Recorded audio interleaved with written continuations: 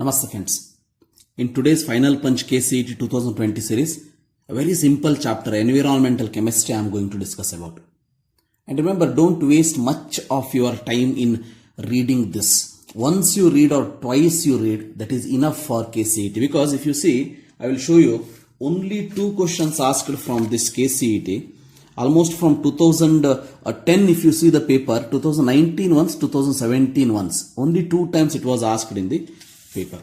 Fine. But you should not leave this chapter. At least once you read, very simple question, if they ask also you have to be able to write. And this PDF I am going to give it to you in Telegram app. So Telegram group link is given in the description box. Please join that if you want these materials. Yes. Now, synopsis we are going to discuss. See, environmental chemistry deals with the study of origin, transport, reactions, effect, fates of the chemical species in the environment.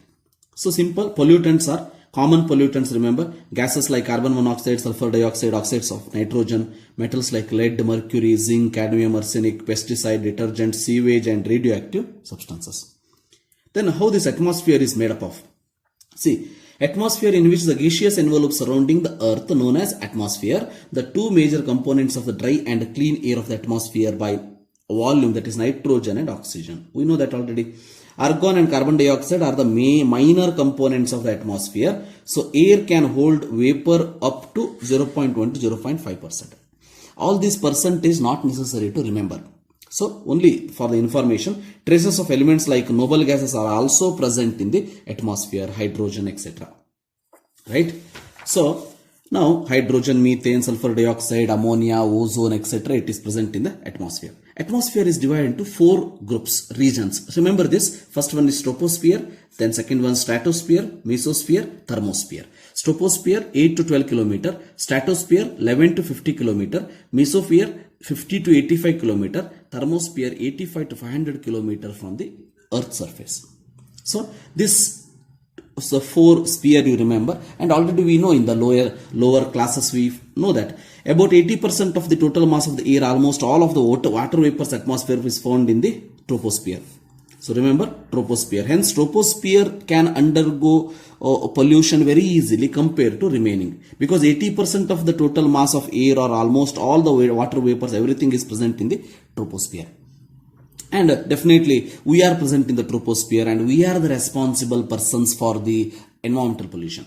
So atmospheric pollution, troposphere pollution if I discuss. So major gaseous and particulate particles pollutants, what we can call it as gaseous air pollutants are, these are oxides of sulfur, nitrogen, carbon, hydrogen, sulfide, hydrocarbon, ozone, other oxidants. Once you read, you can easily tell common topics these are. And particulate pollutants are dust particle, mist, fumes, smoke, smog, etc. These are particulate particles, which means the particles are present in which the visible particles are present in this, remember. So then we will see global warming and greenhouse effect. So we know that global warming, what is global warming, so what is greenhouse effect. I know in your lower classes so many times essays also you have written on this and you have got very good prize on this matter. So global warming and greenhouse effect. About 75% of the solar energy reaching the earth is absorbed by the earth's surface, which increases its temperature. So whatever the 75% solar energy reaches, it is absorbed by the earth, increases the temperature. The rest of the heat radiates back to the atmosphere.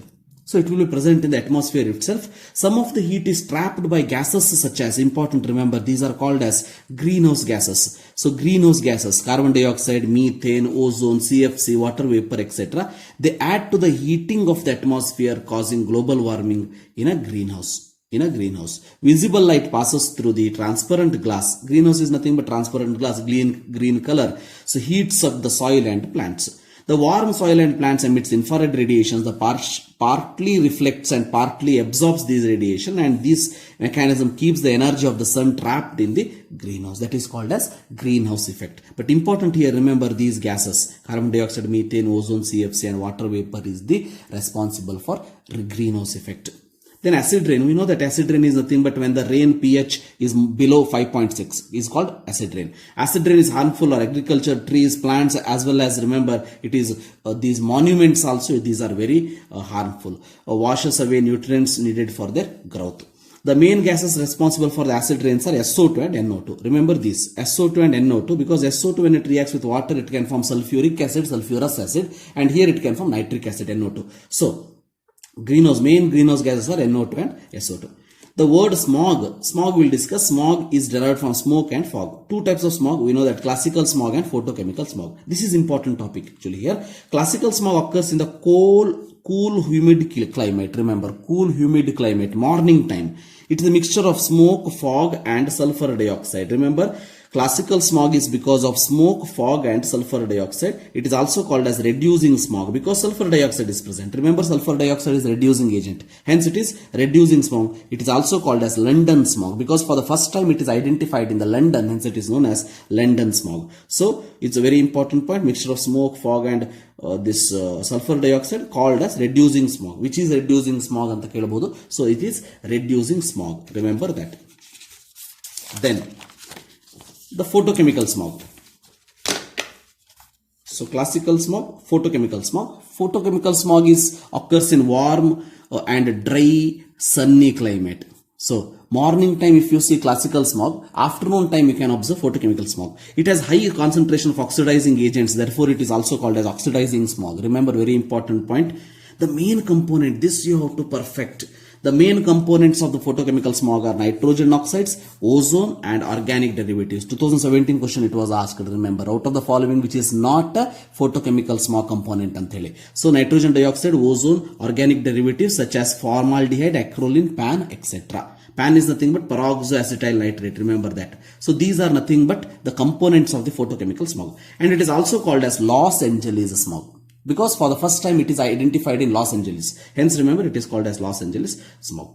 Then depletion of ozone layer is nothing but the ozone hole. Ozone hole is known as depletion of ozone layer. And remember, effect of depletion of the ozone layer, we know that many times we have discussed. With the depletion of the ozone layer, more UV radiation filter into the troposphere. UV radiations leads to aging of skin, cataract, sunburn, skin cancer, killing of many planktons, damage to fish productivity, etc. So effect of depletion of ozone layers, these are. And commonly if they ask in the questions also, you can easily tell.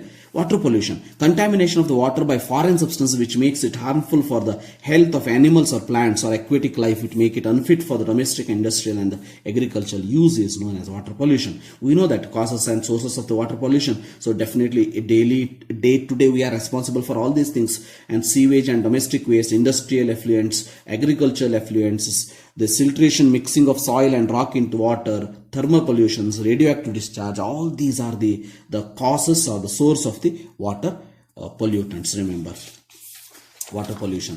So now we will discuss about eutrophication. So this was the question which was asked in 2019. So remember, eutrophication is very simple. The process in which nutrient enriched bodies present in the plant population. Generally, you will hear these things in your papers also day to day.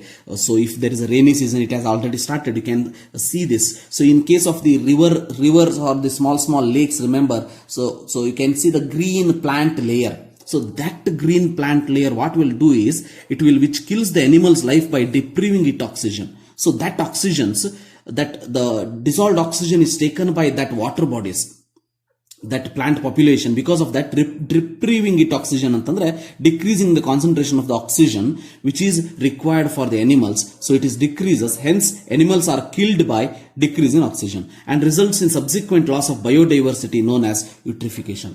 So definitely if you are from Hubli Dharwad, ನೀವೇನಾದರೂ ಹುಬ್ಳಿ ಧಾರವಾಡದಿಂದ ಇದ್ರೆ ಈ ಉಣಕಲ್ ಕೆರೆಯಲ್ಲಿ normally ನಾವು ಈ ಮಾತನ್ನ ಕೇಳ್ತಾ ಇರ್ತೀವಿ. So ಪ್ಲಾಂಟ್ಸ್ಗಳು ಬೆಳೆದು ಬಿಟ್ಟಿರ್ತದೆ.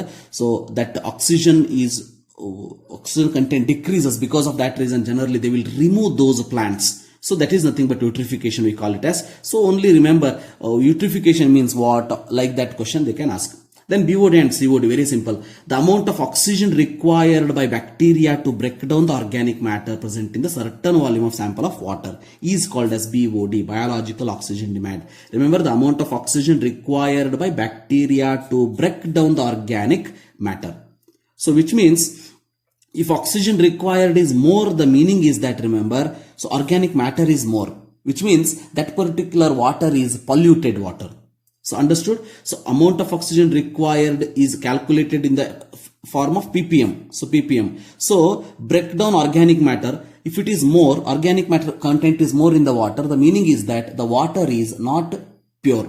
So hence remember, for clean water, BOD should be less than 5. Remember this value. For highly polluted water, the river water, so BOD should be 17 ppm and more.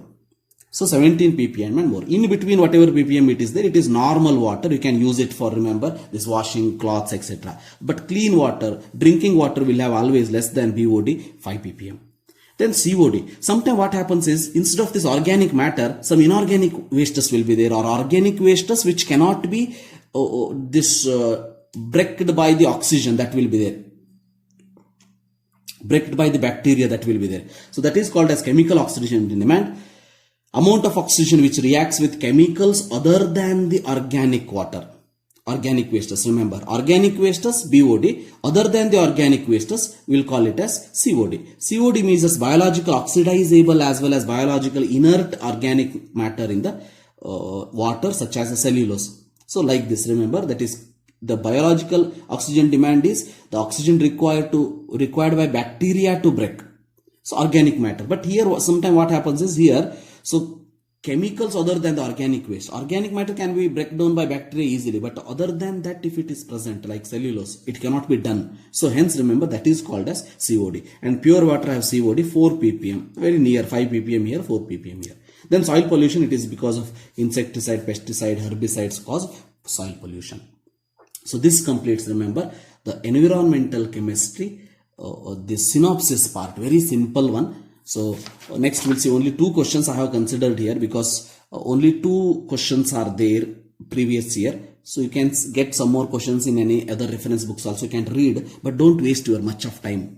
Previous year questions. So eutrophication causes. The question is eutrophication causes. So increase of nutrients in water, reduction in water pollution, reduction in dissolved oxygen, decrease of BOD. Definitely eutrophication causes. You can see eutrophication, which kills animals, animal life by depriving it of oxygen. Depriving it of oxygen is nothing but reduction in the dissolved oxygen. So the answer for this question is C. Then which of the following is not a common component of photochemical smog? Which of the following is not a common component of photochemical smog? So remember, ozone is the common component, acrolein is also common component, so PAN is also right, but chlorofluorocarbon we have never discussed. This is not the result, the main component of photochemical smog. Hence the answer for this question is D. I have taken only 2 questions. So fine, you can refer some other books to solve this. So this completes environmental chemistry, and in the next class I am going to discuss about this states of matter. That is the last chapter which I left with. That will do it in the next class. Thank you. Have a nice day.